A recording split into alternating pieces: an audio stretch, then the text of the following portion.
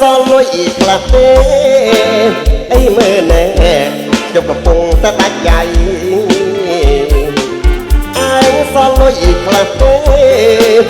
អីមើលណែជប់កំពុងតែដាច់ដៃអូគ្នាម្លេះថ្លៃលុយបើកពីម្សិលមួយថ្ងៃសងគេឲ្យពេញដីតែពុកមិនគិតអីចាំរកខ្ចីគេទៀតបើពូទៅខ្ចីគេកុំឲ្យដៃទៅនេះខ្ចីឲ្យក្មួយ50,000ផងចាំបាច់ខ្ចីគេដែរបើពូទៅខ្ចីគេកុំឲ្យដៃទៅនេះខ្ចីឲ្យក្មួយ50,000ផងអត់មានទេអពើបងលុយសងគេមិនទ្រាន់ផងអញរកដើម្បីតែសងហើយក៏គិតអីបើកមកសងគេទៀត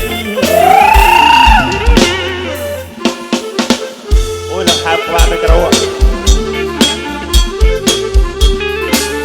ត់ញៀវប្រាត់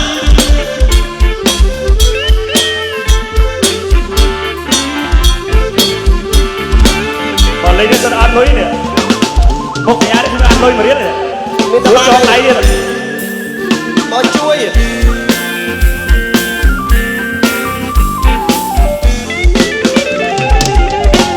សល់លុយខ្លះទេអាលីងហើយមើលណែអញកំពុងតែដាច់ដៃមើលឯងសល់លុយខ្លះទេអូយ500មើលណែអញកំពុងតែដាច់ដៃដូចគ្នាម្លេះពូថ្លៃលុយទៅបើកពីម្សិលមួយថ្ងៃសងគេអស់ពេញដីថាគុំមកគិតអីចាំរកខ្ចីគេទៀតបើពូទៅខ្ចីគេមកដាច់ទៅនេះខ្ចីឲ្យខ្ញុំ50,000ផងបើពូទៅខ្ចីគេកុំមកដាច់ទៅនេះខ្ចីឲ្យក្មួយ50,000ផងខ្ចីមិនទៅអពើបងអញកំពុងតែដាច់ដៃផងពិបាកណាស់ពេលម្ដងបើកមកថាមិនសងគេរៀងរាល់